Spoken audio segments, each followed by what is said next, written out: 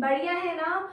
तो मैं हूँ काव्यांजलि जोशी और आज हम अपने साइंस क्लास 9th का फुल सीरीज एक्सप्लेनेशन लेके आए हैं आपके पास। और इसमें हम सबसे पहले स्टार्ट करने वाले हैं हमारे बायोलॉजी के चैप्टर से, फिर कंसिस्टेंटली हम आगे बढ़ेंगे। ठीक है, तो बायोलॉजी का पहला चैप्टर है cell, the fundamental unit of life. अब बात ये आती है कि सेल क्या है। ठीक, हम ऐसे पढ़ते हैं जैसे हमको कुछ नहीं पता है। ओके, तो सेल क्या है, व्हाट इज सेल? देखिए, सेल की जो कहानी होती है वो शुरू होती है 1665 और इस कहानी के जो लेखक होते हैं, निर्माता होते हैं, है ना, वो होते हैं रॉबर्ट हुक। कौन है? Robert Hooke. ठीक है, अब रॉबर्ट हुक क्या करते हैं, अपनी इंटेलिजेंस की मदद से एक माइक्रोस्कोप डेवलप करते हैं। हालांकि वो माइक्रोस्कोप इतना डेवलप नहीं होता, पर हाँ, उन्होंने फॉर द फर्स्ट टाइम एक माइक्रोस्कोपिक मॉडल, जिससे आप छोटी चीजों को बड़ा करके देख सकते हैं टू लिमिटेड एक्सटेंट, उस माइक्रोस्कोपिक मॉडल को हम सबके सामने पेश किया। ठीक है, तो उनको हम आज के कॉन्टेक्स्ट में कहते हैं कि उन्होंने प्रिमिटिव माइक्रोस्कोप बनाया, क्योंकि आज के जो माइक्रोस्कोप है दैट आर वेरी एडवांस, इसलिए हमने उनके माइक्रोस्कोप को क्या कह दिया? प्रिमिटिव, यानी पुराने जमाने का। ठीक है, अब इस प्रिमिटिव माइक्रोस्कोप की मदद से उन्होंने क्या ऑब्जर्व की? Cork observe. कॉर्क क्या है? देखिए, आपकी बुक में तो लिखा है कि cork is a substance that come from a bark of a tree. तो आज दिखा भी देते हैं कि कॉर्क क्या होती है। ये कॉर्क है, याद आया कुछ? ट्री ट्रंक इससे बनती है, दिस इज कॉर्क। ये देखिए, ये कॉर्क है। ठीक है, दिस इज कॉर्क, ये कॉर्क है ना। अब जो ट्री ट्रंक्स होती हैं वो इसी से बनती है, because they are dead, so they provide protection to the tree, है ना। डेड कैसे? क्योंकि अगर वो लिविंग सेल के हिसाब से प्रोटेक्शन प्रोवाइड करने का फंक्शन परफॉर्म करते हैं, तो अगर कोई ट्री को हिट करेगा तो लिविंग सेल डेड हो जाएंगे, हार्म हो जाएगा उनको, है ना। और अगर ऐसा हुआ तो ट्री की प्रोटेक्शन कवरिंग हट जाएगी। अब ये पहले से ही डेड है तो इनको आसानी से कोई हार्म नहीं कर सकता, इसलिए ये ट्री को प्रोटेक्शन प्रोवाइड करते हैं। अब ये कॉर्क बनती कैसे है वो हम अगले चैप्टर में समझेंगे। अब कहानी पे वापस आते हैं। हमने कहा उन्होंने कॉर्क ऑब्जर्व, तो चलिए हम इसको देखते हैं। ये कॉर्क है हमारी, ठीक है। ऐसा कहा जा रहा है कि रॉबर्ट हुक ने ये ऑब्जर्व किया, तो ये हम बनाते हैं ऐसे ऐसे ऐसे ऐसे। हमने बोला ये देखिए सेल के डिवीजन है कई सारी, ये देखिए 1 2 3 4 5 ये।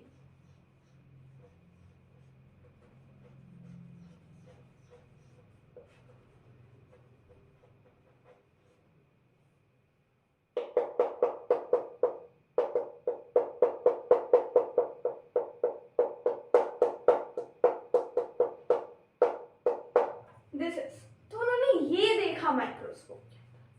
अब वो चल गए कि हम तो समझते थे कि ये जो कॉर्क है वो कॉर्क ही है, यानी कंटिन्यूअस ही है, जैसी दिखती है वैसे ही है ना।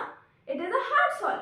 अब हमें ये नहीं पता था कि ये हार्ड सॉलिड इतने छोटे छोटे छोटे छोटे छोटे छोटे छोटे छोटे ब्लॉक लाइक स्ट्रक्चर से बना है ना। तो आप इन्होंने इन ब्लॉक लाइक स्ट्रक्चर को क्या नाम दे दिया? नाम दे दिया सेल।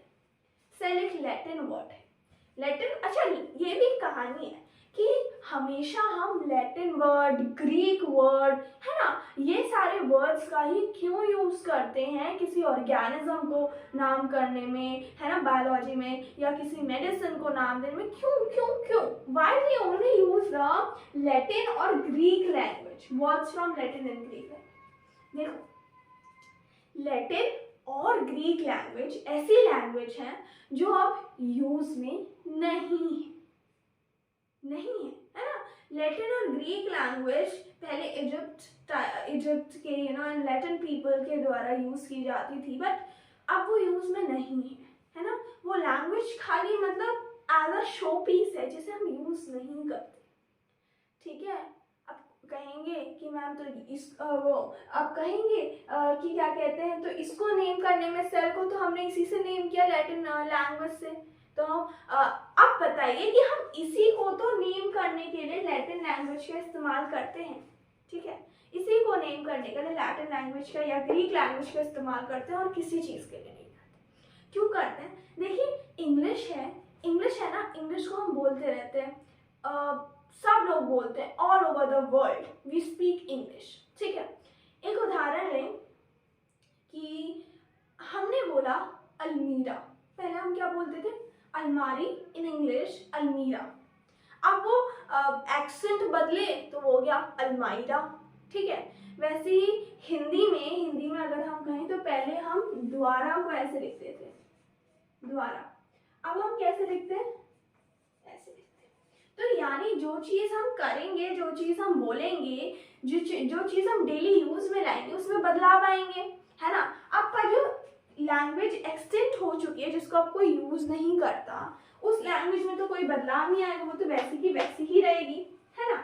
वो तो वैसी की वैसी रहेगी। इसलिए ताकि बाद में कोई कंफ्यूजन हमको ना हो, दैट्स वाई हम लैटिन या ग्रीक वर्ड्स का इस्तेमाल करते हैं, ठीक है। अब इस सेल का मतलब था स्मॉल लिविंग रूम, ठीक है। अब ये तो समझ में आ गया सेल का फंडा क्या है, कि सेल होता क्या है ना। सेल का ओरिजिन कहाँ से हुआ, क्यों नेम किया गया, ये तो सारा हमें रॉबर्ट हुक ने बता दिया। अब आगे हम बात करें कि ये तो ठीक है, सेल हमें समझ में आ गया, पर सेल को फंडामेंटल यूनिट ऑफ लाइफ क्यों कहा? देखिए कुछ समझ आए ना आए, चैप्टर का नाम जरूर समझ आना चाहिए। तो हमने बोला चैप्टर के नाम देखें कि फंडामेंटल, ये नाम तो कहीं सुना सुना लग रहा है। हाँ, हम जब 9th में आए थे तो पेरेंट्स ने बोला तो फंडामेंटल क्लियर कर लेना, नहीं तो 11th-12th के तुम कुछ भी नहीं कर पाओगे। टीचर्स ने बोला फंडामेंटल क्लियर कर लेना, नहीं तो कुछ नहीं होगा। फंडामेंटल है क्या? देखिए फंडामेंटल का मतलब होता है basic, eight ground level. Ground level पे जब आपकी चीज़ें मजबूत होंगी तब तो उस पर बिल्डिंग्स खड़ी होंगी। जब आपकी फाउंडेशन स्ट्रांग होती है तब उसमें बिल्डिंग्स जो बनती हैं वो भी स्ट्रांग होती है। यानी सेल को कहा गया है कि ये फंडामेंटल यूनिट ऑफ लाइफ है, यानी लाइफ का ये बेसिक यूनिट है। इससे कम कोई भी चीज में लाइफ एग्जिस्ट नहीं करती, ठीक है। अभी तक हमने जो है, आगे जो होगा, आगे अगर और खोज होंगी और हमें कुछ नया पता चले, पर अभी तक के हिसाब से इसको फंडामेंटल यूनिट ऑफ लाइफ इसलिए कहा जाता है क्योंकि सेल से कम कोई लिविंग ऑर्गेनिज्म, सेल से कम कोई लिविंग चीज नहीं, दैट इज बेसिक। और यही बेसिक कंपोनेंट्स, यही basic cells, basic component cells बड़े ह्यूमन बॉडी या बड़े एनिमल बॉडी का निर्माण करते हैं। हम भी तो छोटे छोटे सेल से मिलकर बने, यानी ये जो सेल है वो हमारे फंडामेंटल्स हैं, है ना। अगर यही नहीं होंगे तो हम कैसे होंगे? ब्रिक्स होती हैं, ब्रिक्स से कम कोई चीज होती है क्या? ब्रिक्स आपस में मिलकर घर बनाती है ना। वो अलग बात है कि कुछ घर छोटे हैं, यानी कुछ घर अनियन है, छोटे छोटे ऑर्गेनिज्म है ना। कुछ घर जो है वो कैट्स हैं, छोटे छोटे, और कुछ घर बंगलो है, कुछ घर ह्यूमन बॉडी है ना, ठीक है। तो वो नंबर ऑफ सेल्स वेरी करते हैं, जिस तरह नंबर ऑफ ब्रिक्स वेरी करते हैं उसी तरह नंबर ऑफ सेल्स वेरी करते हैं, बट सेल से कम लिविंग कुछ नहीं, ठीक है। इतना समझ में आ गया हमको। अब अगर हम देखें तो हम कहें कि अभी भी हमें अगर समझ नहीं आया, अगर हम कहें अभी भी हमें समझ नहीं आया तो हम क्या करें? देखिए दोस्तों, हमने लिया ये क्या है, ये है लहसुन, गार्लिक, ठीक है, गार्लिक है। अब हमने कहा कंसिडर करिए this is my hand, and इस हैंड का कंपैरिजन हम करते हैं गार्लिक से।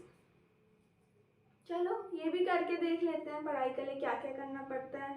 देखिए हैंड, दिस इज गार्लिक। हमने बोला हमारा जो हाथ है वो छोटे छोटे सेल से मिलके बना है। कैसे?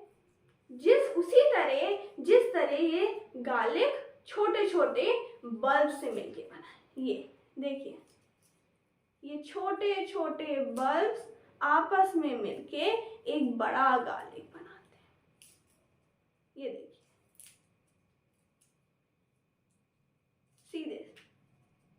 तो ये जो छोटे छोटे बल्ब हैं, ये जो बल्ब हैं छोटे छोटे, ये आपस में मिलके ऐसा बड़ा गालिब बनाते हैं। उसी तरह जिस तरह सेल्स आपस में मिलके एक बड़ा हाथ बनाते हैं। आ गया समझ में? चलिए तो आगे बढ़ते हैं। आगे अगर हम देखेंगे तो हम जानेंगे कि एक एक्सपेरिमेंट कंडक्ट करेंगे।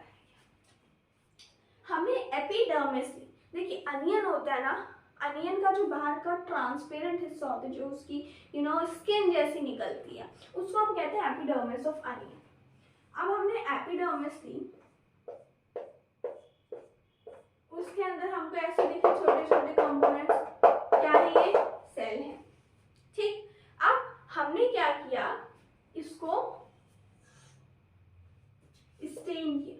किससे किया? सेफ्रान सॉल्यूशन ले लीजिए, मिथिलीन ब्लू सॉल्यूशन ले लीजिए, आयोडीनिक कंपाउंड्स ले लीजिए।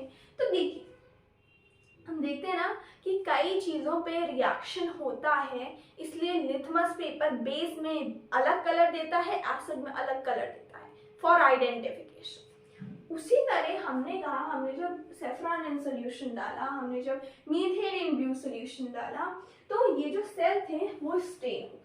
क्यों स्टेन हुए? क्योंकि इनके अंदर का जो कंपाउंड था उसने इस केमिकल के साथ रिएक्ट किया। और सारे रीजन, सपोज ये सेल है, इनके सारे रीजन अलग अलग कलर से स्टेन है, शेड अलग अलग थे, कलर वही था, कलर सोल्यूशन का था, पर शेड अलग अलग थे। सपोज ये रीजन हल्का डार्क हुआ, न्यूक्लियस के पास वाला रीजन बहुत डार्क हुआ। क्यों डिफरेंसेस आए?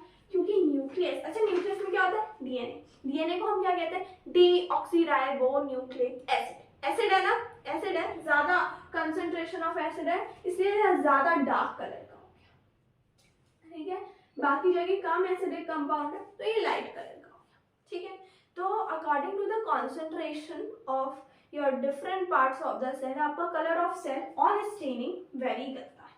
आगे इतना समझ में? ठीक है, अब आगे क्या बात कर रहे हैं? आगे हम बात कर रहे हैं अनियन की, कि जिस तरह अनियन का एक बल्ब ऐसे छोटे छोटे छोटे छोटे कंपाउंड्स यानी सेल से मिलकर बना है, वैसे ही सारे लिविंग ऑर्गेनिज्म ऐसे छोटे छोटे सेल से मिलकर बनते हैं। ये मतलब नहीं है हमको कि अनियन का साइज कितना है, कोई भी साइज का अनियन हो वो सिमिलर सेल से मिलकर बना है, बस उसमें नंबर या क्वांटिटी ऑफ सेल ज्यादा है इसलिए वो ज्यादा बड़ा है। ठीक है, तो साइज ऑफ अनियन वेरी नहीं करता है ना, कोई भी साइज का अनियन हो उसके जो सेल्स होंगे वो सिमिलर होंगे। वैसे ही लिविंग ऑर्गेनिजम्स में भी होता है, जो प्रोकैरियोटिक ऑर्गेनिजम्स है उनका साइज वेरी नहीं करता, उनके जो सेल्स होंगे वो सिमिलर होंगे। यूकैरियोटिक ऑर्गेनिजम्स है उनका साइज वेरी नहीं करता, यूकैरियोटिक ऑर्गेनिजम्स के जो सेल होंगे वो सिमिलर होंगे। ठीक है, तो वही इन्होंने अनियन का एग्जाम्पल देके बताया कि किसी भी चीज का साइज वेरी नहीं करता, साइज मायने नहीं रखता है ना, अनियन का साइज मायने नहीं रखता, उसके अंदर जो सेल्स हैं, कोई भी साइज का अनियन हो पर उसके अंदर जो सेल्स हैं वो सिमिलर होंगे, एक जैसे दिखेंगे, उनके अंदर सिमिलर कंपाउंड्स होंगे, वो एक जैसे दिखेंगे। ठीक है, अब अगर हम आगे बढ़ाएं कहानी को तो हम देखेंगे, क्या देखेंगे कि कहानी जैसे जैसे आगे बढ़ती है ना और इंटरेस्टिंग होती जाती है। अच्छा, ये होता है, बहुत बार होता है, मेरे साथ तो बहुत बार होता है कि अगर हम देखें कि यार इसने ये कर लिया, इसको तो सबसे अप्रिशिएशन मिली, अब हम क्या नया करें, हम भी कुछ करते हैं, होता है ना, होता है ना। तो अब कहानी में जो एंट्री होती है वो किसकी होती है? ल्यूवेन हुक की होती है। 1674 में ल्यूवेन हुक की एंट्री होती है। अब ये एंट्री लेते हैं एक नई खोज, मतलब रॉबर्ट हुक ने तो सेल्स डिस्कवर कर दिए, पर कॉर्क के डेड सेल्स होते हैं, उसने डेड सेल्स डिस्कवर किए। तो मैं अपने इस इम्प्रूव्ड माइक्रोस्कोप से क्या डिस्कवर करूं? मैं अपने इम्प्रूव्ड माइक्रोस्कोप से डिस्कवर करूं फ्री लिविंग ऑर्गेनिजम्स, यानी ऐसे सेल्स जो लिविंग हैं। तो उन्होंने पॉन्ड वाटर में क्या डिस्कवर किया? पॉन्ड वाटर में उन्होंने लिविंग ऑर्गेनिजम्स डिस्कवर किए। लिविंग सेल्स यूनिसेल्युलर ऑर्गेनिज्म अपने इम्प्रूव्ड माइक्रोस्कोप के साथ डिस्कवर की। ठीक है, इतना आगे समझ में। उन्होंने क्या डिस्कवर किए? Free living cells. Free living cells discover किए किसके साथ? अपने इम्प्रूव्ड माइक्रोस्कोप के साथ। ठीक है, एंड ये जो लिविंग सेल्स थे देवर एल्गी थे, है ना, एल्गी थे, और इन्होंने पॉन्ड वाटर में इनको क्या किया था? डिस्कवर किया था। फिर एक और नई क्रिएशंस होती है इस दुनिया में, बुद्धिमानों की कमी थोड़ी है। एक और नई क्रिएशन होती है 1831 में, एंट्री होती है रॉबर्ट ब्राउन की। कंफ्यूज मत होइएगा कि Robert Hooke, Robert Brown, N आ रहा है ना लास्ट में, तो N for nucleus. N for क्या होता है? N for is nucleus, N for nucleus. तो इन्होंने न्यूक्लियस डिस्कवर किया। उसके बाद 1839 में आते हैं परकिंजी। इन्होंने क्या डिस्कवर किया?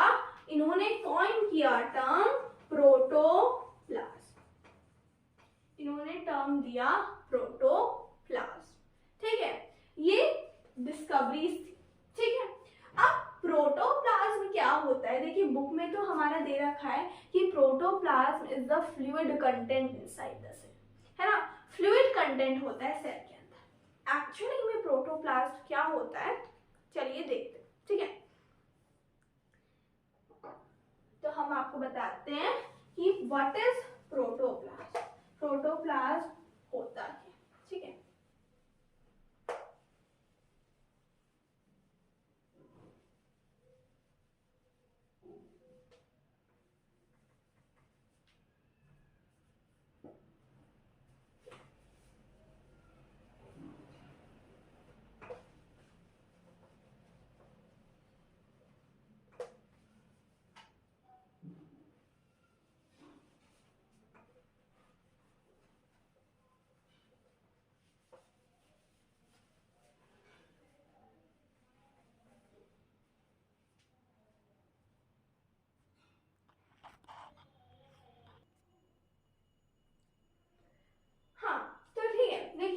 प्रोटोप्लाज्म के बारे में अगर हम बात करें कि प्रोटोप्लाज्म है क्या, तो ये कई स्टेजेस में से एक स्टेज है किसकी? सेल की। कैसे? देखिए, कंसिडर करें कि आपके पास एक सेल है, प्लांट सेल है, कि प्लांट सेल में सेल वॉल होती है ना, तो आपके पास प्लांट सेल है, बैक्टीरियल सेल, उसमें सेल वॉल है, उसके अंदर प्लाज्मा मेम्ब्रेन है, उसके अंदर न्यूक्लियस है, और साइड में कई सारी सेल ऑर्गेनेलीज हैं। उसी तरह हमने बोला कि आपके पास दूसरा सेल है, एनिमल सेल है, जिसमें प्लाज्मा मेम्ब्रेन है, ऑर्गेनेलीज है, न्यूक्लियस। ठीक है, और उसके बाद आपके पास अगला सेल है जिससे आपने प्लाज्मा मेम्ब्रेन हटा दिया, बचा क्या? न्यूक्लियस और ऑर्गेनेलीज। उसके बाद आपने न्यूक्लियस भी हटा दिया, बचा क्या? क्या बचा बताइए? What is left? ऑर्गेनेलीज। ठीक है, और उसके बाद आपने क्या किया? वो ऑर्गेनेलीज भी हटा दी, बचा क्या आपके पास? जो आपका फ्लूइड था, जो आपका मतलब लिक्विड था, सेमी लिक्विड था, है ना, या विस्कस लिक्विड था, जिसके ऊपर ये सारी ऑर्गेनेलीज एम्बेडेड थी। ठीक है, तो अब देखिए हमारे पास ये सेल है,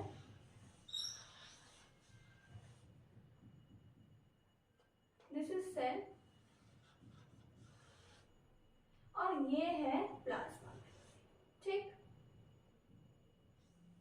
this is nucleus, this is cell organelles. तो एक सेल में हम इन सबको लेबल कर लेते हैं, cell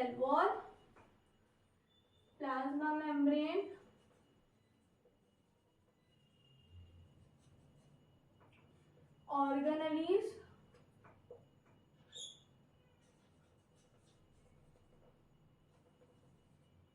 and this is nucleus. Now consider various stages of cell. Stages. अब हम लेते हैं ना stages of cell. देखिए, this is our first cell.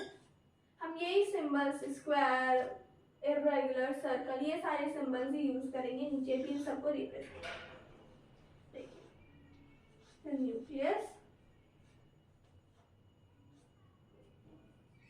अगला हमने this is plasma membrane, this is nucleus, this is organ. अगला हमने भैया प्लाज्मा मेम्ब्रेन हट गई तो हम ये डॉटेड लाइन से उसको रिप्रेजेंट करेंगे. जो हट जाएगा उसको हम डॉटेड लाइन से रिप्रेजेंट करेंगे. जैसे सीजर नहीं आते जो कट जाते हैं उसको डॉटेड लाइन से रिप्रेजेंट करती है कंप्यूटर्स में, वैसे प्लाज्मा मेम्ब्रेन हट गया, बचा क्या? Nucleus, organ. न्यूक्लियस भी हट गया, बची क्या? ऑर्गेनेलीज. ऑर्गेनेलीज भी हट गई.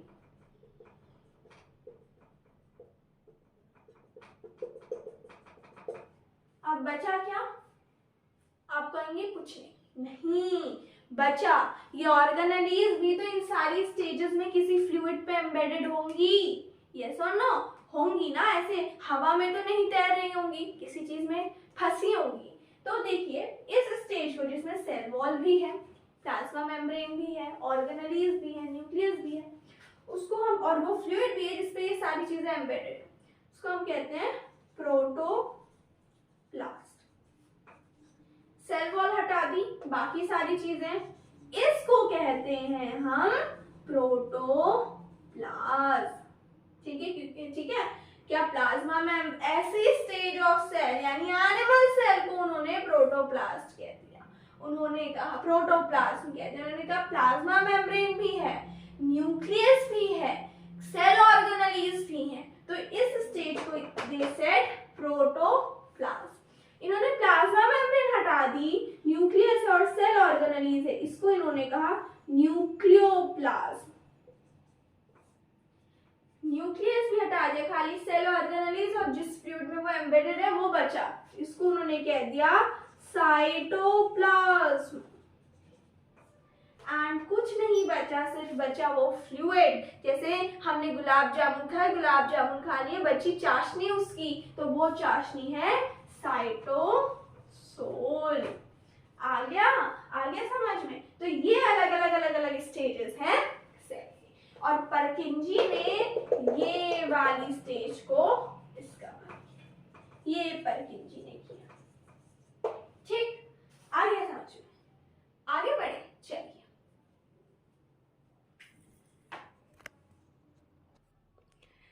यस, तो हमारी जो सेल थ्योरी थी वो क्या थी? देखिए अब एंट्री होती है सेल थ्योरी. सेल थ्योरी क्या है? देखिए, सेल थ्योरी को फॉर्मुलेट करने में बेसिकली तीन बायोलॉजिस्ट का रोल रहा है. पहले थे 1838 में आए क्लेडन, 1839 में आए श्वान एंड 1855 में आए वर्कशॉप. अब देखिए सेल थ्योरी की अगर हम बात करें तो सेल थ्योरी क्या बताती है? स्क्लेडन आए 1838 में और इन्होंने प्लांट्स के बारे में अपना एक निष्कर्ष दिया. क्या? कि all plants are made up of cell and its parts या सेल एंड इट्स कंपोनेंट्स. यानी सेल और सेल की जितनी भी ऑर्गेनेलीज हैं उनसे मिलके सारे प्लांट्स बनते हैं. श्वान, जिन्होंने एनिमल्स के बारे में बताया, कैसे याद रखे? देखिए श्वान आपकी बर्ड भी होती है ना, वैसी श्वान. ठीक है, तो 1839 में श्वान आए, श्वान ने एनिमल्स के बारे में बताया. उन्होंने इस पैरा में एक चीज और जोड़ दी, animal. All plants and animals are made up of cell and its component. Schwann ने दो चीजें और भी कही जिसको हम सेल थ्योरी में कंसिडर करते हैं पर हायर क्लासेस में. ठीक है, अगर 9th में you want to consider it, then आपको अपनी टीचर से पूछना पड़ेगा कि शुड वी राइट दिस और not. But yes, these are the part of cell theory, these are also the part of cell theory. क्या कि plasma membrane is a delimiting layer of cell. Delimiting यानी ये limit करती है उसके अंदर के कंपोनेंट्स को, और फिक्स्ड नहीं है, रिजिड है, सॉरी रिजिड नहीं है, क्या है, लीनियंट है. लीनियंट माने हिलती जुलती रहती है ना. फिक्स्ड नहीं है, पेक्यूलियर नहीं है, रिजिड नहीं है. कैसी है? लीनियंट है, हिलती जुलती रहती है. और क्या करती है? लिमिट करती है उसके अंदर की कंपोनेंट्स को. इसलिए श्वान ने ये भी कहा कि प्लाज्मा मेम्ब्रेन या सेल मेम्ब्रेन डीलिमिटिंग लेयर है सेल की. और उन्होंने तीसरी चीज ये कही कि cell wall is a unique feature of plant cell. Plant cell का यूनिक फीचर सेल वॉल है, क्योंकि ये सेल वॉल प्लांट सेल को कई सारी चीजों में मदद करती है. स्ट्रेंथ प्रोवाइड करने में, उनको ग्रेविटी के अगेंस्ट खड़े रखने में. अगर हाइपोटोनिक एनवायरनमेंट है, फॉर एग्जांपल एक्वेटिक प्लांट्स में पढ़ेंगे हम आगे, उससे बचाने के. ठीक है, तो उन्होंने ये 3 चीजें दी. क्या? all plants and animals are made up of cell and its components. Plasma membrane is a delimiting layer of cell, और cell wall unique feature है plant cell का. ठीक है, ये उन्होंने दिया. अब हमने बोला कि सेल थ्योरी को 1855 में एक्सपेंड किया. किसने? वर्चाव ने. क्या किया? एक्सपेंड किया. Primitive cell theory is this, along with the point cell is the fundamental unit of life. तो यानी जो आपके चैप्टर का नाम है, that is your first part, first phase of cell theory. पहला कंपोनेंट है सेल थ्योरी का, the cell is the fundamental unit of life. दूसरा है all plants are made up of cell and its parts.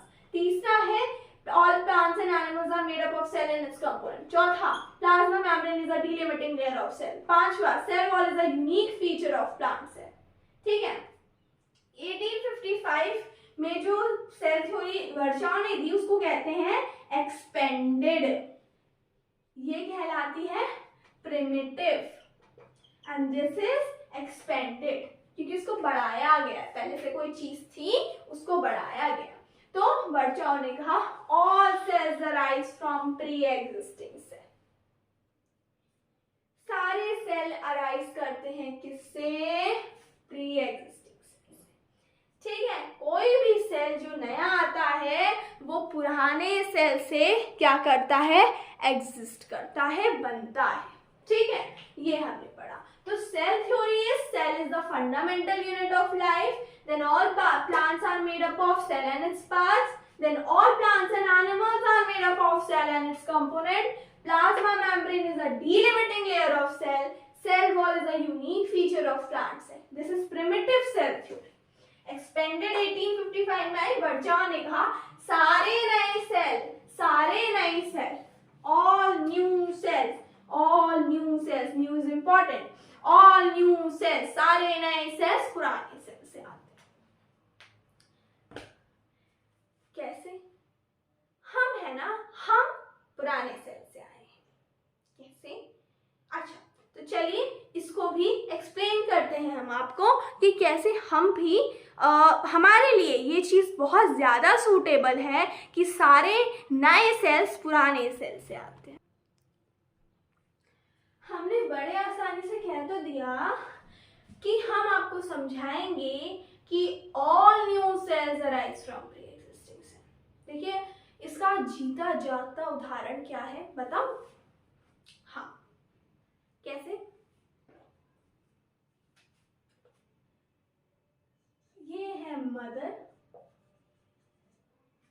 आपकी, ये है father, ये भी आपके.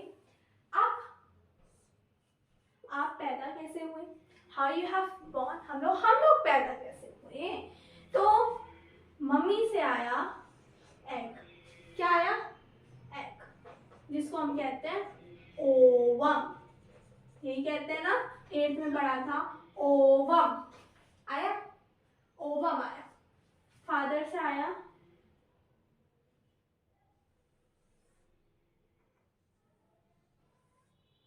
क्या है ये? This is sperm. आया कि नहीं आया?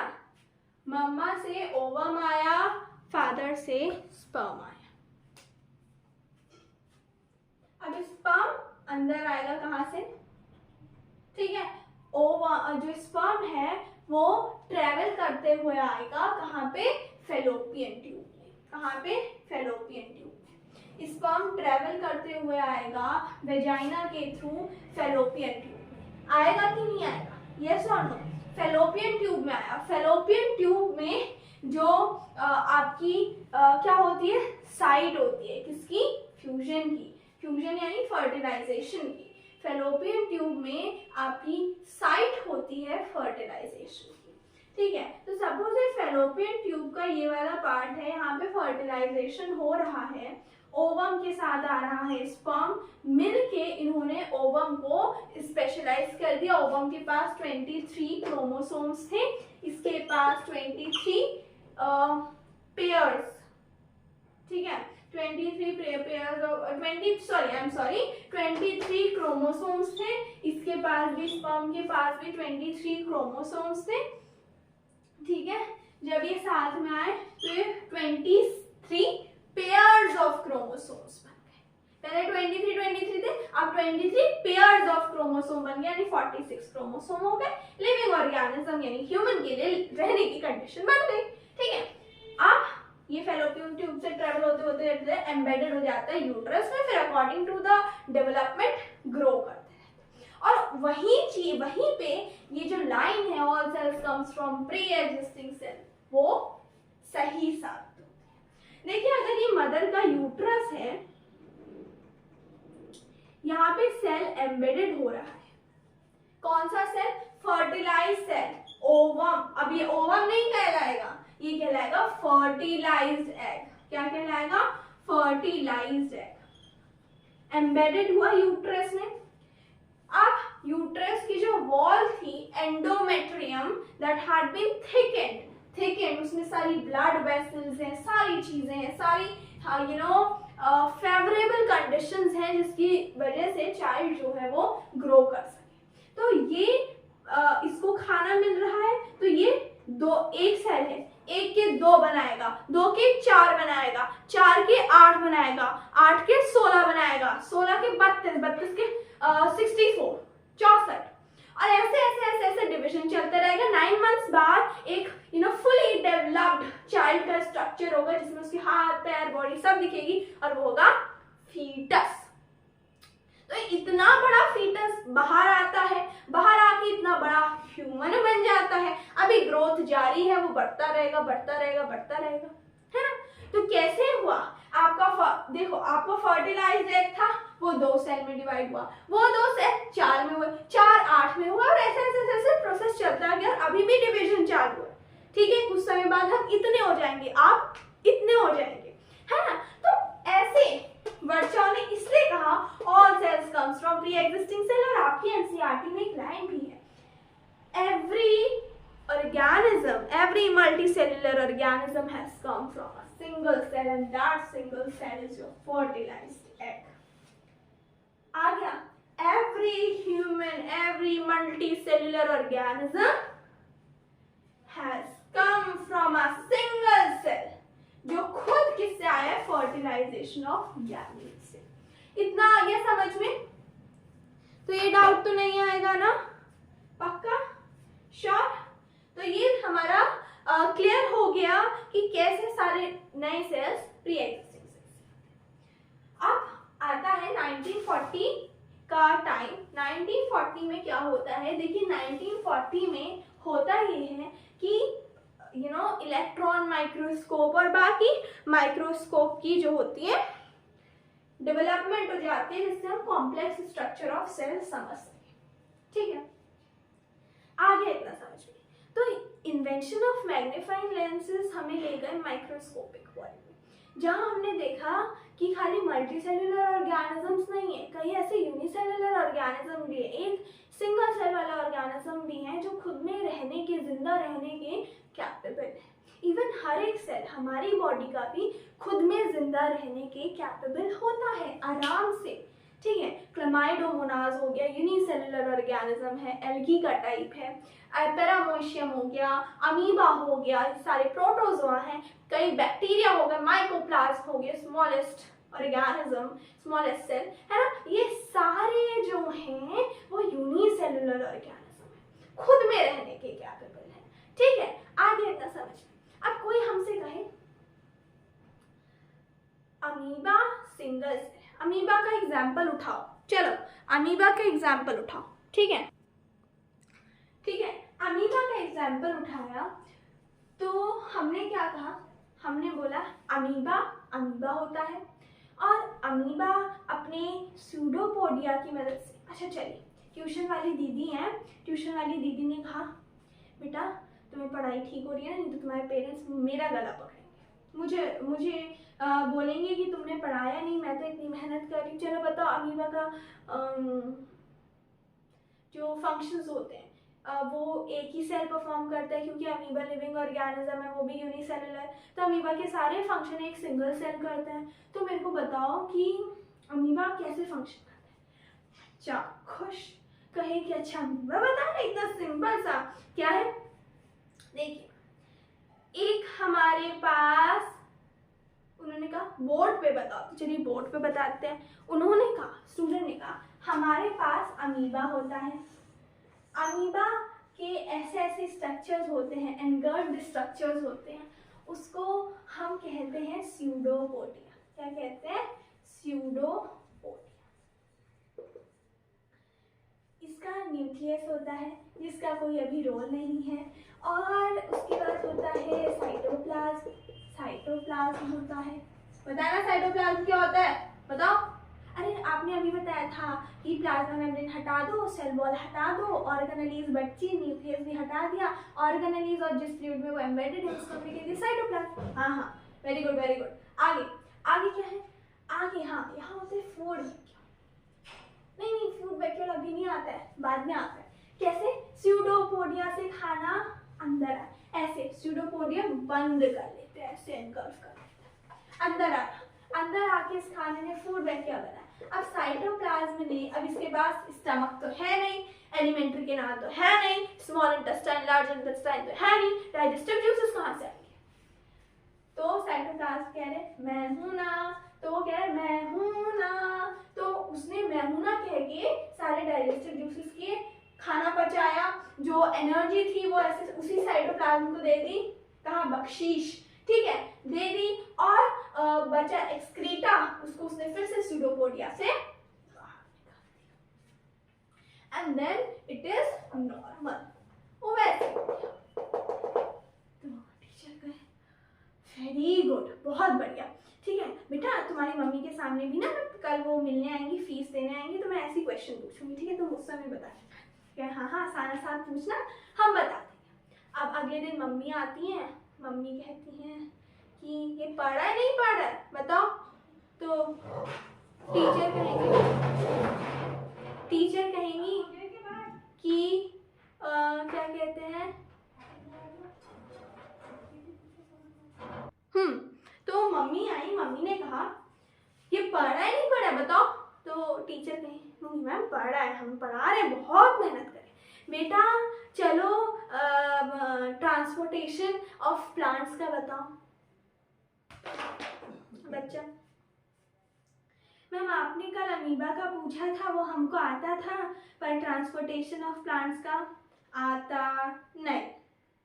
टीचर के अच्छा सर्कुलेटरी सिस्टम का बता दो। कभी कभी होता है, टीचर मम्मी से कहे कभी कभी होता है, बच्चे पूछे थे ना, वो भी तो बच्चे ही, गलती सबसे होती है, तो बच्चे कहे मैम आता नहीं, बेचारा घर में मम्मी से भी पिटा, अगले दिन ट्यूशन टीचर से भी पिटा, क्या कर सकते हैं।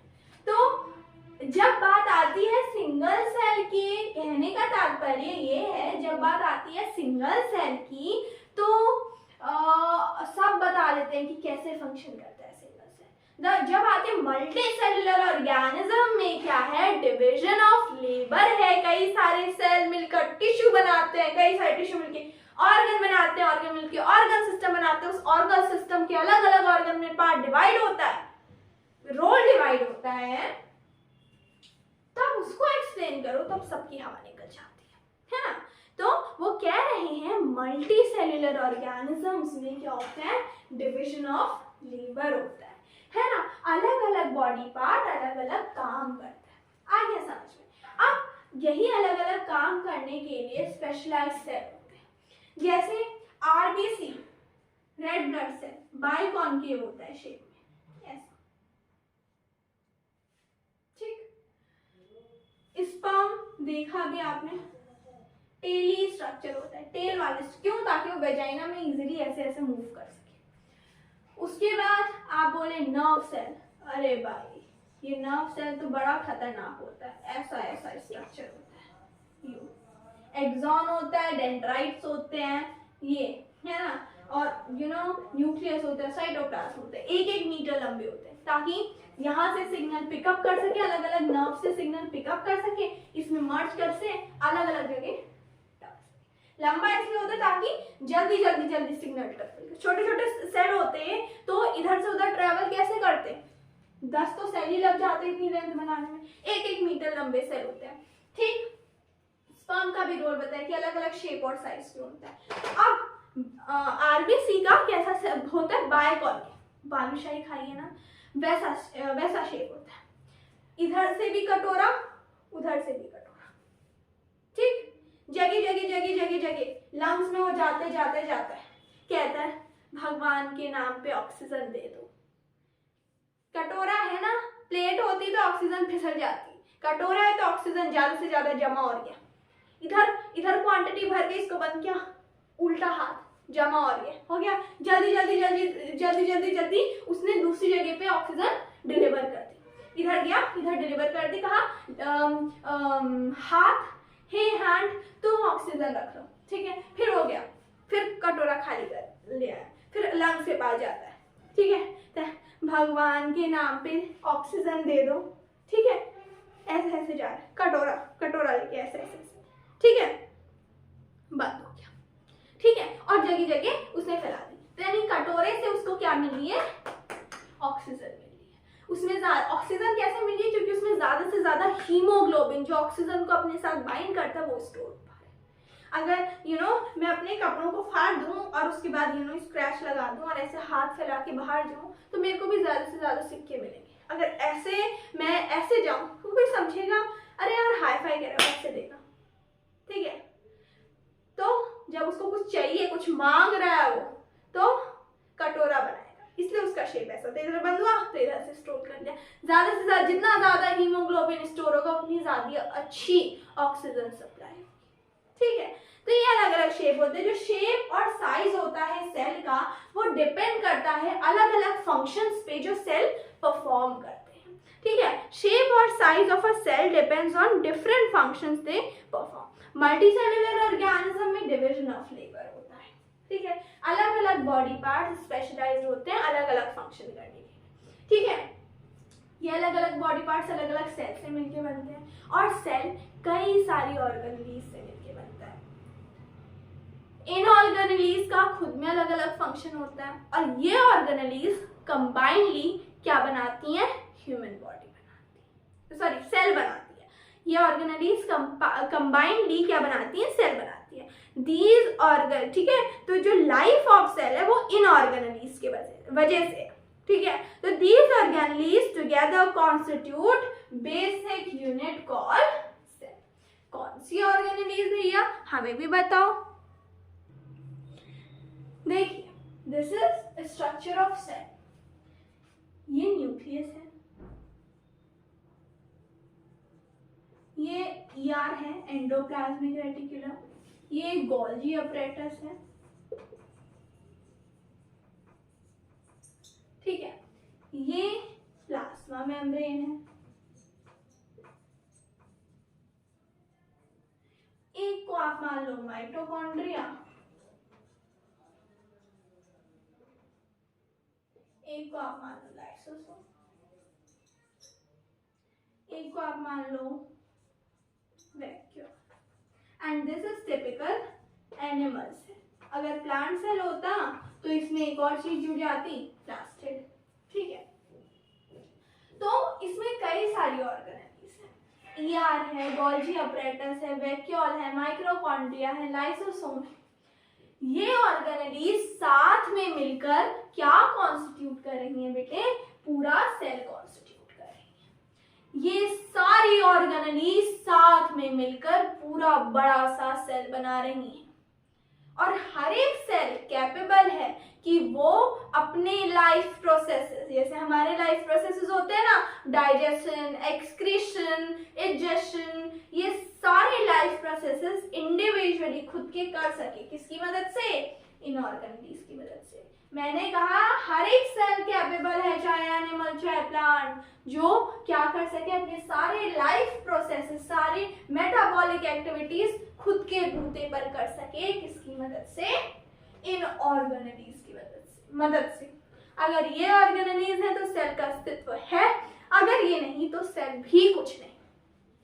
ठीक है, ये एक चीज हो गई। तो all these organelles perform together constitute basic unit called cell. All these organelles together constitute basic unit called cell. And हर एक ऑर्गेनेलीज का सर्टेन स्पेसिफिक फंक्शन होता है। क्या? एंडोप्लाज्मिक रेटिकुलम का फंक्शन बोले तो प्रोटीन सिंथेसाइज करना, लिपिड्स बनाना, प्रोटीन्स बनाना जिससे प्लाज्मा मेम्ब्रेन बनती है? और क्या करना? मेटाबॉलिज्म ऑफ कार्बोहाइड्रेट देखना, डिटॉक्सिफिकेशन करना। गोल्जी अपरेटस का जो चीज एंडोप्लाज्मिक रेटिकुलम में बन रही है उसको इधर से उधर पहुंचाना, ठीक है, उसकी तस्करी करना, है ना। और उसके बाद वैक्यूल का काम है गंदी चीजें स्टोर करना, कभी कभी अच्छी चीजें भी स्टोर कर लेता है। माइटोकॉन्ड्रिया का एनर्जी देना, ये करना वो करना, ठीक है। लाइसोसोम का गंदी चीजों को डाइजेस्ट करना, ठीक है। हर एक का अपना एक फंक्शन है और इन सारे फंक्शंस को मिलाकर सेल इतना सफिशिएंट बनता है, इतना एबल बनता है कि वो अपने लाइफ प्रोसेसेस को खुद कैरी कर सके। दो चीजें याद रखना, all these organelles together constitute basic unit called cell and each of these organelles have a certain specific function. ये सारी ऑर्गेनेलीज मिलकर एक बेसिक यूनिट बनाती हैं जिसको हम कहते हैं सेल, और हर एक ऑर्गेनेलीज का अपना खुद का फंक्शन होता है और इन्हीं फंक्शन को जब हम कंबाइन कर दें तो ये एक ऐसी एसोसिएशन बनाते हैं जिसकी वजह से सेल अपनी सारी लाइफ प्रोसेसेस खुद से कर सकता है। अब आगे हम आ जाए तो हमने अपनी बुक का कहाँ तक का पार्ट कवर कर लिया कि भैया शेप और साइज ऑफ सेल क्यों वेरी करता है according to special function they perform. हमने बताया था ना एग्जाम्पल इसका, ठीक है। अब वो कह रहे हैं कि जो सेल है वो बेसिकली किन चीजों से बनता है। तो जो सेल है ना, इसको यहाँ लिखते हैं, सेल जो है वो बेसिकली तीन चीजों से बनता है। क्या क्या? बताएं बताएं बताएं बताएं बताएं। Nucleus, plasma membrane,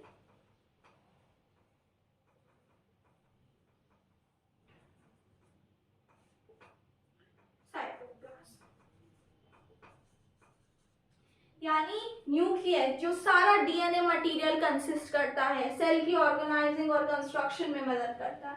plasma membrane जो सेल को एक जगह पे बांधे रखता है, नहीं तो सब बिखर जाता। सेल बंधा इसलिए है एक जगह पे क्योंकि डीलिमिटिंग लेयर है प्लाज्मा मेम्ब्रेन, अगर नहीं होती तो बिखर जाता, अगर है तब सेल ऐसे है, नहीं होती तो बिखर जाता, ठीक है। और साइटोप्लाज्म हमने पढ़ा ना, स्टेजेस ऑफ सेल, न्यूक्लियस हटा दो, प्लाज्मा मेम्ब्रेन हटा दो, सेल वॉल हटा दो, बची ऑर्गेनेलीज कौन सी? ER, mitochondria, lysosome, Golgi apparatus, plastids, ये सारी क्या बने?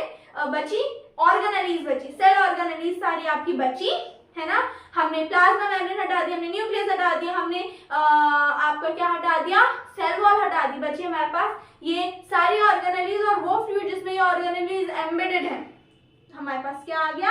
हमारे पास आ गया साइटोप्लाज्म। यानी हमने पूरा सेल इन तीन को मिला के कॉन्स्टिट्यूट किया है। न्यूक्लियस है ना, प्लाज्मा मेम्ब्रेन है ना, और साइटोप्लाज्म है ना। बस यही तो होता है सेल में। इसको हमने बस 3 मेजर कैटेगरीज में बांट दिया, बजाय ये कहने के कि वैक्यूल भी है, ये भी है, ये भी है, ये भी है। 3 मेजर कैटेगरीज में। ये cell consist of nucleus, plasma membrane, cytoplasm. 3 components होते हैं मेजर सेल के। तो ये आपको कौन से टॉपिक में है, what is cell made up of, NCERT के इस टॉपिक में आपको ये चीज दे रखी है। ठीक है, आगे इतना समझ, आगे बढ़े। आगे हमारा क्या टॉपिक है, प्लाज्मा मेम्ब्रेन या सेल मेम्ब्रेन। तो देखिए प्लाज्मा मेम्ब्रेन से शुरू करें कि व्हाट इज प्लाज्मा मेम्ब्रेन। तो हमने बोला सेल की जो आउटर मोस्ट डिलिमिटिंग लेयर होती है, ये सेल है और सपोज ये है प्लाज्मा मेम्ब्रेन। इसको हम सेल मेम्ब्रेन भी बोलते हैं, इसको हम सेल मेम्ब्रेन भी बोलते हैं, इसको हम प्लाज्मा मेम्ब्रेन भी बोलते हैं। अब देखिए प्लाज्मा मेम्ब्रेन का काम क्या होता है। आपके देखिए हमारे घरों में अलग अलग टाइप के गार्ड होते हैं। जो बिल्कुल हाई लेवल होते हैं वो तो रखते हैं सिक्योरिटी फोर्सेस। जिनका लेवल अच्छा होता है पर उतना नहीं होता वो रखते हैं डॉग्स, सिक्योरिटी करेगा, 3 डॉग लेके ऐसे। और जो हमारे जैसे होते हैं वो रखते हैं कुछ नहीं, खुद ही सिक्योरिटी करते हैं, है ना। तो अब अगर हम देखें कि प्लाज्मा मेम्ब्रेन का काम क्या है, तो हमने बोला ये सेल है मेरा और मैं इसकी प्लाज्मा मेम्ब्रेन, ठीक है। ये सेल है पूरा बोर्ड और मैं प्लाज्मा मेम्ब्रेन हूँ उसकी। तो देख कोई चीज आई, सपोज कोई गैस आई, कार्बन डाइऑक्साइड आई, सॉरी कार्बन डाइऑक्साइड ऑक्सीजन आई। मैंने कहा ऑक्सीजन हो, अच्छा आईडी प्रूफ दिखाओ, वहां से कार्बन डाइऑक्साइड आना चाहिए, अच्छा कार्बन डाइऑक्साइड हो, आईडी प्रूफ दिखाओ। अरे अरे अरे जाइए, बैक्टीरिया। कौन है तुम? उसका मैं बैक्टीरिया हूँ। जाइए वापस जाइए, जैसे आए उसी रास्ते। यही काम प्लाज्मा मेम्ब्रेन का होता है, आवन जावन को देखती है ना। सिलेक्टिवली परमिएबल मेम्ब्रेन है, यानी सॉल्यूट यानी जैसे सॉल्वेंट में डिसॉल्व करते हैं, सॉल्वेंट यानी जो सॉल्यूट को अपने आप में डिसॉल्व करते हैं। सिंपल सी बात है, they are the components of solution. Solid, liquid, gaseous कोई भी चीज को सिलेक्टिवली आने देती है, यानी उनमें से चुनिंदा को ही आने देती है ना। क्लास में टीचर की कुछ चुनिंदा फेवरेट बच्चे, सेम वही चीज है, ठीक है। टीचर अपने सीक्रेट्स उन्हीं को बताती, बस दैट चुनिंदा चीजों को आने देती है। That is why it is called selectively permeable membrane, ठीक है। आ गया समझ में। अब प्लाज्मा मेम्ब्रेन अलाउ करती है, या सिंपल सी बात में हम कहते हैं, एक ही शब्द में हम कह देते हैं, रेगुलेट करती है entry and exit of materials inside cell के अंदर जो मटेरियल होते हैं उनका आवन जावन देखती है, कौन? प्लाज्मा मेम्ब्रेन, ठीक है। कुछ को अलाउ करती है, कुछ को डिनाई करती है, कुछ को अलाउ करेगी, कुछ को डिनाई करेगी।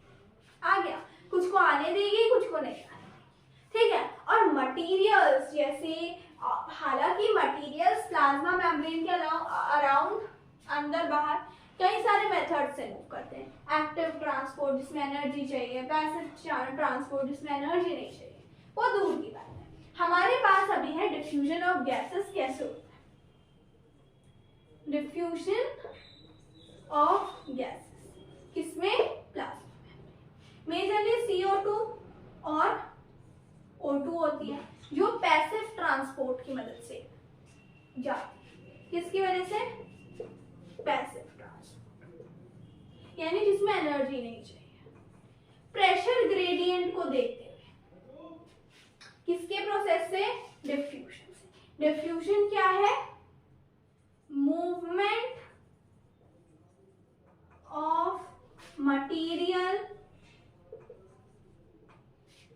From higher to lower concentration. जैसे सेल ने सारा खाना लिया, ऑक्सीजन लिया, अपने अंदर मेटाबॉलिक प्रोसेसेस किए और उसने जो रिमेन निकाला वो निकाला CO2। ठीक है, क्या निकाला? CO2 निकाला। CO2 एज अ रिमेन निकाला और उस CO2 को अपने अंदर स्टोर रखा। देखा कि सेल है, उसके अंदर CO2 है ज्यादा अमाउंट में, ऑक्सीजन कम अमाउंट में, और बाहर ऑक्सीजन का ज्यादा है, तो हायर टू लोअर मूव करेगी। जो कार्बन डाइऑक्साइड है वो कैसे मूव करेगी? बाहर मूव करेगी। कर गई। अब बाहर CO2 का कंपाउंड ज्यादा हो गया क्योंकि थोड़ी CO2 तो ऑलरेडी थी वहां, तो ऑक्सीजन का कम हो गया अंदर।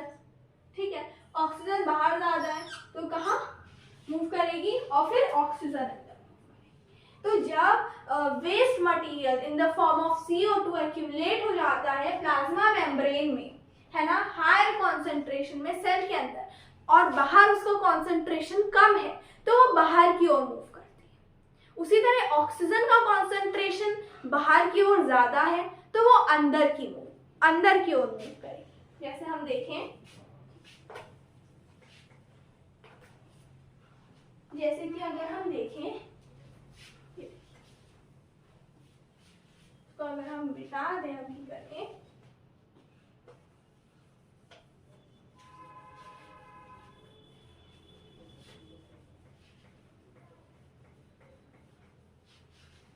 ठीक है, हम कहें कि ये सेल है, इसके अंदर CO2 का कॉन्सेंट्रेशन ज्यादा है, बाहर CO2 जो है कम है, लेस यहाँ, तो ये हायर टू लोअर मूव करे, बाहर आ गए।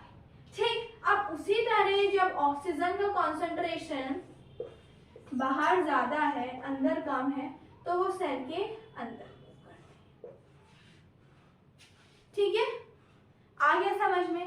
अब ठीक है, इतना आ गया समझ में। तो कैसे मूव करी? हायर कॉन्सेंट्रेशन से लोअर कॉन्सेंट्रेशन की ओर मूव करी। यही आपको बताया गया है कि जब कार्बन डाइऑक्साइड, देखिए ऑक्सीजन अंदर ली, बाहर ऑक्सीजन ज्यादा थी, लंग से आई थी, ब्लड में डिफ्यूज होके, इसलिए ऑक्सीजन बाहर ज्यादा है। अंदर जब उसने ऑक्सीजन ली तो वो तो कार्बन डाइऑक्साइड में कन्वर्ट हो गई ना सारे लाइफ प्रोसेसेस करने के बाद। ठीक है, तो कार्बन डाइऑक्साइड का कॉन्सेंट्रेशन अंदर ज्यादा है, तो डिफ्यूजन के प्रोसेस से ये बाहर से अंदर मूव करेगी, हायर टू लोअर, और ये अंदर से बाहर, हायर टू लोअर। आ गया। अब जो डिफ्यूजन होता है वो वाटर के लिए भी, डिफ्यूजन का लॉ वाटर के लिए भी एप्लीकेबल होता है, पर उस केस में, वाटर के केस में, डिफ्यूजन को हम कह देते हैं ऑस्मोसिस। क्या कह देते हैं बेटे? ऑस्मोसिस। क्या कह देते हैं हम लोग? ऑस्मोसिस। ठीक है, हमने ऑस्मोसिस कह दिया किसको? प्रोसेस को, किसके? डिफ्यूजन के। कब? जब वाटर का डिफ्यूजन है। ठीक है, वही चीज है कि हायर कॉन्सेंट्रेशन से लोअर कॉन्सेंट्रेशन की ओर वाटर मूव कर रहा है। पर आपकी एनसीईआरटी में एक कंफ्यूजिंग लाइन दे रखी है। क्या? एक तो क्या रखा है? The movement of water around the selectively permeable membrane, यानी plasma membrane, from higher concentration to lower concentration. ठीक है, आ गया समझ में? ये तो यहां तक तो ठीक है कि हायर कॉन्सेंट्रेशन से, जहां पर वाटर का कॉन्सेंट्रेशन हायर है, वहां से लोअर कॉन्सेंट्रेशन की ओर वाटर मूव कर रहा है सिलेक्टिवली परमिएबल मेम्ब्रेन के।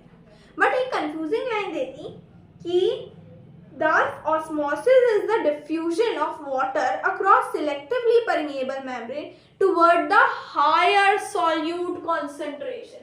अगर कोई हवा में पड़े तो क्या हायर कॉन्सेंट्रेशन है? अभी तो हमने पढ़ा diffusion is higher to lower. वो कह रहा है मूवमेंट ऑफ वाटर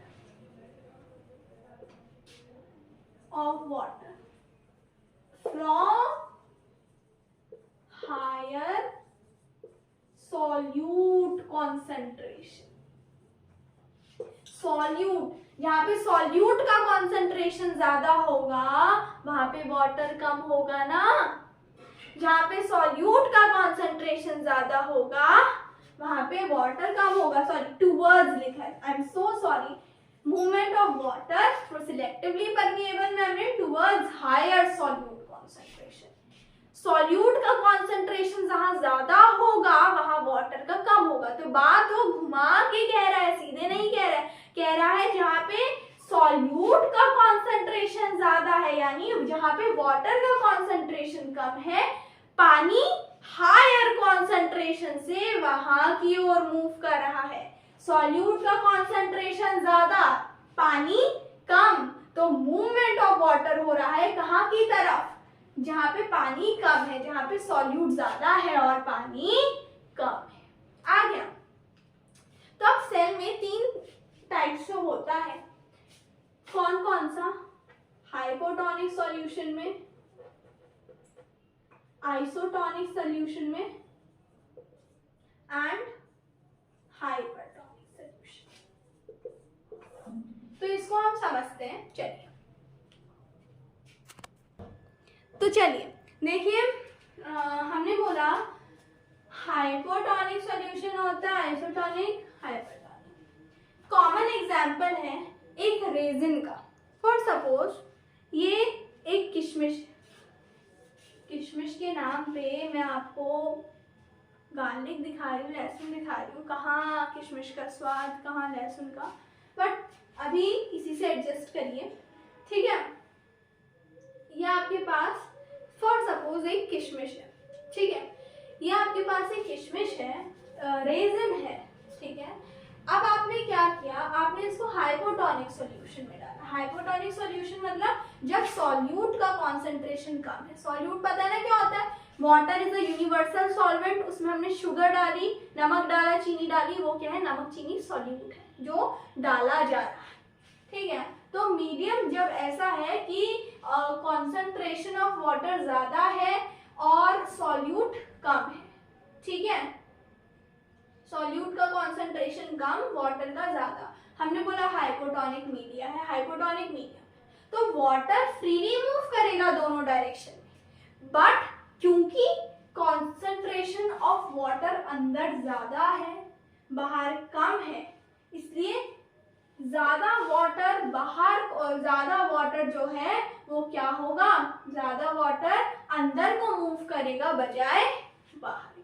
क्योंकि बाहर के मीडियम में जो मीडियम किशमिश को सराउंड कर रहा है वो कैसा है? जैसे अगर हमने किशमिश को पानी में डाल दिया तो वो पानी किशमिश को सराउंड कर रहा है। रेजिन के अंदर पानी की क्वांटिटी कम है, पानी के अंदर जो पानी और उसके अराउंड पानी की क्वांटिटी ज्यादा है, ठीक है। जिस मीडियम में हमने, जिस जगह, सपोज एक बाउल है, बाउल में हमने किशमिश को डाला, बाउल में ज्यादा पानी है, किशमिश के अंदर उतना पानी नहीं है, तो जितना पानी किशमिश के बाहर मूव करेगा उससे ज्यादा पानी, आप खुद ही अंदाजा लगाइए, खुद ही लॉजिक लगाइए कि अगर किशमिश का सारा पानी बाहर को मूव करता है ना, और बाहर का आधा भी पानी अंदर को मूव करता है, तो कौन ज्यादा हुआ? Of course outer concentration. तो जब किशमिश के अराउंड ज्यादा पानी है और उसमें जो सॉल्यूट है वो कम है, यानी किशमिश में क्या होती है? शुगर होती है ना। दोनों को हमने सेम सॉल्यूट लिया कि किशमिश में शुगर भी है और पानी भी है। वैसे ही वाटर में शुगर भी है, पानी भी है, शुगर वाटर है, दोनों सेम चीज ली। तो हमने बोला कि किशमिश के अंदर ज्यादा शुगर, कम पानी है और उसके बाहर ज्यादा पानी है, तो ऐसा सॉल्यूशन क्या है? हाइपोटोनिक, यानी मीडियम के अराउंड ज्यादा पानी है बजाय जिस चीज को हमने उस मीडियम में डाल रखा है उसमें।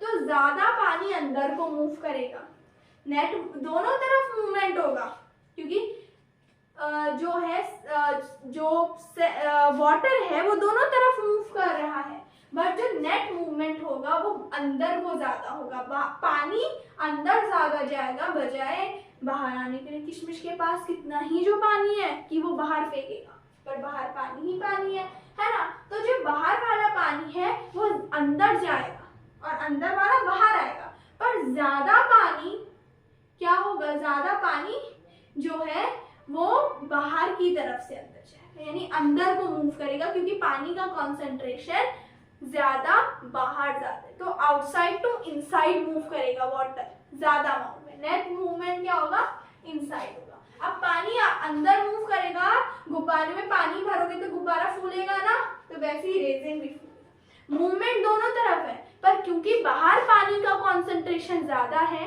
रेजिन के बाहर पानी का कॉन्सेंट्रेशन ज्यादा है, इसलिए ज्यादा पानी अंदर को मूव करेगा। Net movement inside.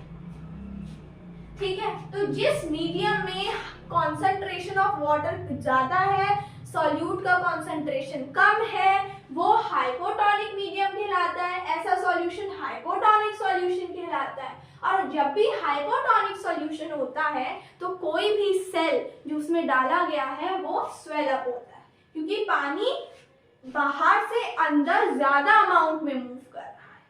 ठीक है, अगला होता है आइसोटोनिक। जब मीडियम का कॉन्सेंट्रेशन और जो रेजिन उस मीडियम में डाल रखा है, जो सेल उस मीडियम में डाल रखा है, जो सेल उस सॉल्यूशन में डाल रखा है, उन दोनों का कॉन्सेंट्रेशन सेम। जैसे रेजिन में अगर 20% शुगर है और 50% शुगर है, 50% वाटर है, तो सॉल्यूशन में भी 50% शुगर हो, 50% वाटर।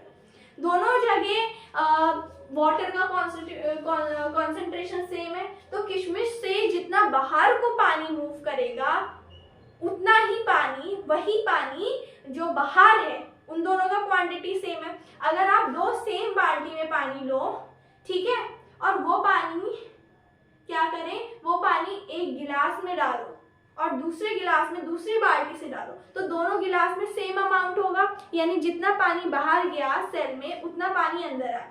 बाहर भी उतना ही कॉन्सेंट्रेशन है वाटर का, रेजिन के अंदर भी उतना ही कॉन्सेंट्रेशन है, तो जितना पानी अंदर जाएगा उतना ही पानी बाहर आएगा। तो नेट मूवमेंट तो हो रहा है, अंदर बाहर जा रहा है, पर नेट मूवमेंट जो है वो जीरो हो रहा है, क्योंकि कॉन्सेंट्रेशन ऑफ सॉल्यूट भी उतना है दोनों चीजों में, रेजिन में भी वाटर में भी, और कॉन्सेंट्रेशन ऑफ वाटर भी सेम है, मीडियम में भी और रेजिन जो आपने डाल रखा है उसमें भी। नेट मूवमेंट हो रहा है, पर मूवमेंट हो रहा है दोनों डायरेक्शन में, पर नेट मूवमेंट क्या है, जीरो। तो सेल उतने ही साइज का रहेगा। हाइपरटोनिक सॉल्यूशन यानी जहां सॉल्यूट का शुगर बहुत ज्यादा है, वाटर बहुत कम है। ठीक है, शुगर बहुत ज्यादा पड़ गई, वाटर बहुत कम पड़ गया। इससे ज्यादा वाटर तो रेजिन के अंदर था, तो रेजिन से बाहर मूव कर गया पानी कि भैया ये बेचारा कमजोर है, इसके पास पानी नहीं है, इसको पानी दे दो। ठीक है, दे दो। तो रेजिन ने अपना पानी दान कर दिया, तो वो कैसा हो गया, श्रिंक हो गया। रेजिन में ज्यादा पानी था बजाय सॉल्यूशन के, यानी सॉल्यूशन में हाई कॉन्सेंट्रेशन था शुगर का या कोई भी सॉल्यूट का। ठीक है, तो लेस कॉन्सेंट्रेशन था पानी का, रेजिन के पास हाई कॉन्सेंट्रेशन था पानी का, तो रेजिन ने कहा मैं दान कर देता इसको पानी, तो वो कैसा हो गया, नेट मूवमेंट क्या है, बाहर की तरफ, रेजिन से बाहर की तरफ जा रहा है। ठीक है, तो सेल क्या होगा, श्रिंक हो जाएगा। तो ये आपके तीन मीडियम थे, हाइपोटोनिक, हाइपरटोनिक, आइसोटोनिक। ठीक है, समझ आ गया, तो ये इनकी क्लासिफिकेशन। अब हम बात करें, देखिए यूनिसेल्युलर ऑर्गेनिज्म क्या करते हैं ना, प्लाज्मा मेम्ब्रेन की मदद से ही कई सारी चीजें करते हैं।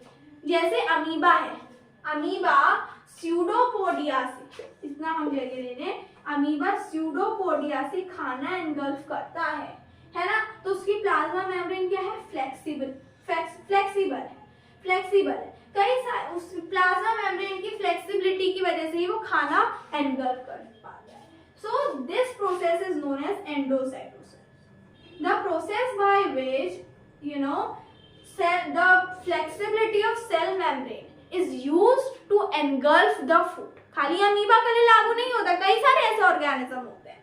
ठीक है, तो the process by which flexibility of plasma membrane help a organism to engulf its food.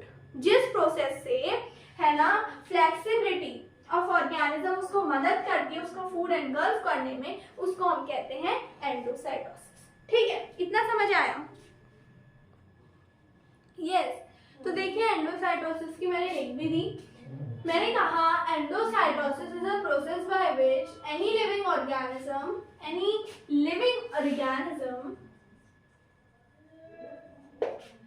engulf its food using flexibility of its plasma. ऐसा प्रोसेस जिसमें कोई भी लिविंग ऑर्गेनिज्म अपने प्लाज्मा मेम्ब्रेन की फ्लेक्सिबिलिटी को यूज करके अपना खाना एनगल्फ कर रहा है, उसको हम कहते हैं एंडोसाइटोसिस।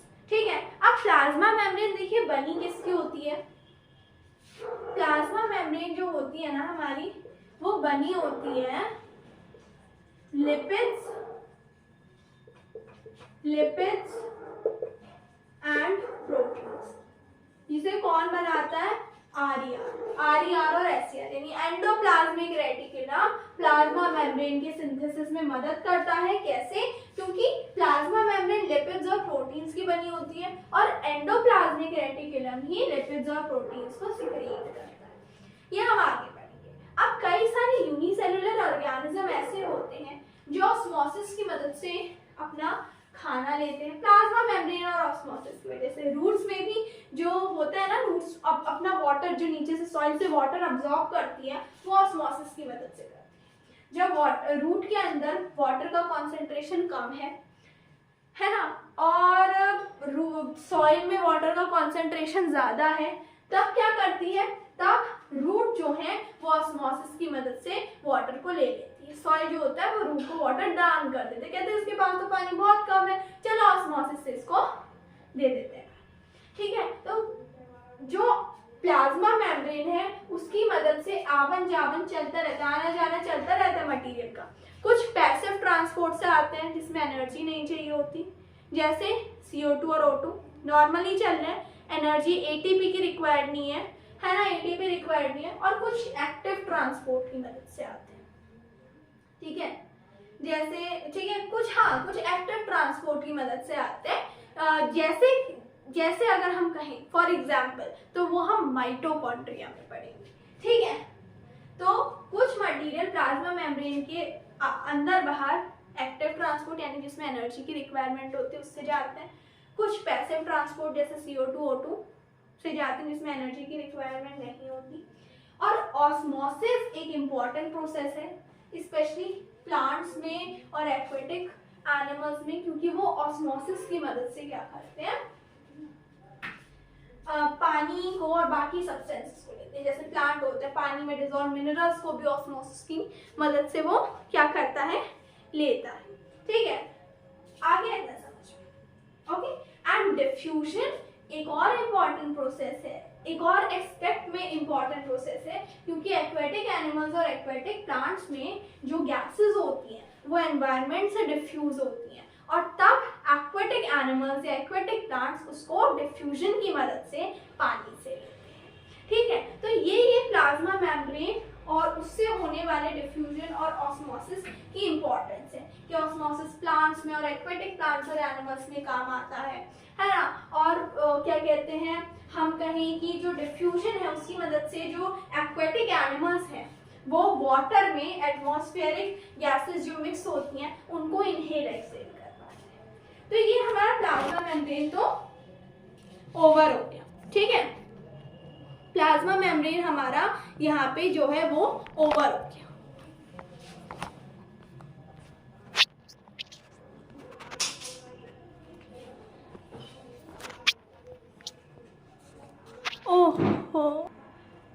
तो guys, sorry for your inconvenience, क्योंकि कैमरा बीच में हल्का सा हिल गया था, अब वो बिल्कुल स्टेडी है। ठीक है, कैमरा ज़रा सा बीच में गलती से थोड़ा हिल गया था and now it is steady. तो देखिए, अब हमारा प्लाज्मा मेम्ब्रेन तो ओवर हो गया। ठीक है, प्लाज्मा मेम्ब्रेन ओवर हो गया। अब हमारा अगला टॉपिक है क्या? Cell wall. अगला टॉपिक क्या है हमारा? Cell wall. ओके, तो इतना बड़ा हम वीडियो शूट कर रहे हैं, उसमें थोड़े बहुत ग्लिचेस तो आएंगे ही, है ना। And I am so sorry that मेरी वजह से थोड़ा सा आपको इनकन्वीनियंस हो गया। जो हमारा स्टैंड था दैट वाज लिटिल लीनियंट, वो थोड़ा हिल गया था। ठीक है, नो प्रॉब्लम। अब हम कंटिन्यू करते हैं। सो गाइस, नेक्स्ट टॉपिक हमारा है क्या? Cell wall. देखिए, सेल वॉल को हम कह रहे हैं कि सेल वॉल क्या है, फ्रीली परमिएबल मेम्ब्रेन है।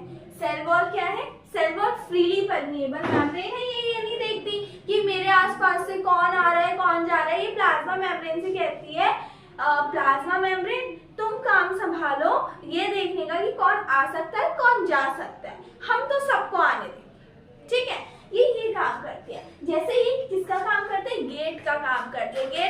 गेट अपने मन ही मन कहता होगा गार्ड तुम देखो किसको आना है किसको नहीं, हम तो सबको आने देंगे, ठीक है। तो अब देखो सेल वॉल जो है फ्रीली परमिएबल मेम्ब्रेन है। प्रोकैरियोटिक सेल्स में, जो प्रोकैरियोटिक सेल्स होते हैं उन सब में सेल वॉल होती है। प्लांट्स में भी सेल वॉल होती है। प्लांट एकमात्र ऐसा यूकैरियोटिक सेल है जिसमें सेल वॉल होती है। यहाँ पे हम प्लांट की ही सेल वॉल की बात कर रहे हैं।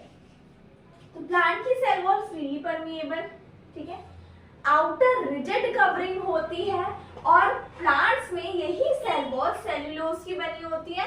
ये होता है कॉम्प्लेक्स सब्सटेंस, स्टिफ सब्सटेंस होता है जो कि आपके प्लांट को मैकेनिकल स्ट्रेंथ देता है। तो सेल वॉल के फंक्शन क्या है, आउटर रिजिड कवरिंग है, मैकेनिकल स्ट्रेंथ दे रही है, प्लांट के पार्ट्स को प्रोटेक्ट कर रही है, उसको ग्रेविटी के अगेंस्ट खड़े रहने में मदद कर रही है। और दूसरी चीज एक्वेटिक प्लांट्स की स्पेशली सेल वॉल बहुत मदद करती है। क्यों, क्योंकि देखो एक्वेटिक प्लांट्स रहते हैं डाइल्यूट हाइपोटोनिक सॉल्यूशन में, यानी वाटर में जो मीडियम होता है उनका वो कैसा होता है, हाइपोटोनिक एनवायरमेंटल कंडीशन होती है। यानी क्या कहते हैं, ज्यादा पानी अंदर आएगा। ज्यादा पानी क्या होगा, ज्यादा पानी अंदर आएगा प्लांट के। अब ज्यादा पानी अगर अंदर आएगा तो प्लांट फूलता जाएगा फूलता जाएगा फूलता जाएगा। तो प्लांट के जो सेल हैं वो प्रेशर डालेंगे हर तरफ, इधर इधर इधर इधर इधर हर तरफ, चारों तरफ ऐसे ऐसे ऐसे ऐसे प्रेशर डालेंगे। किस पे डालेंगे, चारों तरफ वो सेल वॉल पे प्रेशर डालेंगे, ठीक है। सेल वॉल पे प्रेशर डालेंगे। अब सेल वॉल पे प्रेशर डालेंगे तो क्या होगा कि सेल वॉल तो भैया अगर फट गई तो क्या होगा, प्लांट सेल एक्सपोज हो जाएगा एनवायरनमेंट के पास, और प्लांट का वो एरिया डैमेज हो जाएगा। तो cell wall equal pressure gradient देती है सेल के अंदर के कंपोनेंट्स को। जो वाटर उस पर प्रेशर डालता है, सेल के अंदर का वाटर जितना प्रेशर सेल वॉल पे डालेगा उतना प्रेशर सेल वॉल उस पे डालेगी। तो इससे क्या होता है, प्रेशर ग्रेडियंट मेंटेन रहता है और प्लांट जो है वो क्या होता है, स्ट्रांगली विदस्टैंड करता है किसके साथ, हाइपोटोनिक सॉल्यूशन के साथ। अब एक और फंडा है कि जब प्लांट्स में, या हाँ प्लांट्स में हम कह सकते हैं जब पानी अंदर को जाता है, ठीक है, तो सेल जो है वो स्वेल अप करता है। ये तो हमने हाइपोटोनिक का केस पढ़ लिया कि सेल वॉल उतना ही प्रेशर लगाएगी प्लांट के पार्ट्स में भी, ठीक है, जितना प्लांट के पार्ट्स उस पर लगा रहे हैं, ताकि जो सेल है वो डैमेज ना हो, ठीक है।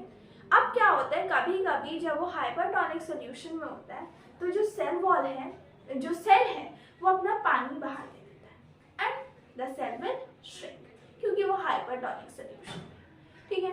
सेल श्रिंक करेगा तो सेल क्या हो जाता है, the cell gets shrink and it gets away from the contents of the contents of cell get away from the cell, ठीक है। तो प्लाज्मोलिसिस में क्या होता है, contents gets away from cell, यानी कि अगर ये सेल है, ये सेल वॉल है, ये पहले ऐसे था, प्लाज्मोलिसिस के बाद, श्रिंकेज के बाद ये सेल ऐसे, ठीक है। तो दिस फिनोमेना, इसको हम प्लाज्मोलिसिस कहते हैं, जब कंटेंट्स क्या हो जाते हैं, श्रिंक हो जाते हैं और जो सेल वॉल है उससे वो सेपरेट हो जाते हैं, ऐसे दुबक के बैठ जाते हैं, ठीक है। आ गया। तो ये था हमारा सेल वॉल का फंडा कि प्लांट में सेल वॉल किसकी बनी होती है, सेलुलोज की बनी होती है, मैकेनिकल स्ट्रेंथ देती है, आउटर रिजिड कवरिंग होती है, प्लाज्मा मेम्ब्रेन के बाहर हाइपोटोनिक सॉल्यूशन में भी रहने को मदद करती है। और हमने क्या पढ़ा, हमने पढ़ा हाइपोटोनिक सॉल्यूशन में कैसे मदद करती है वो रहने को।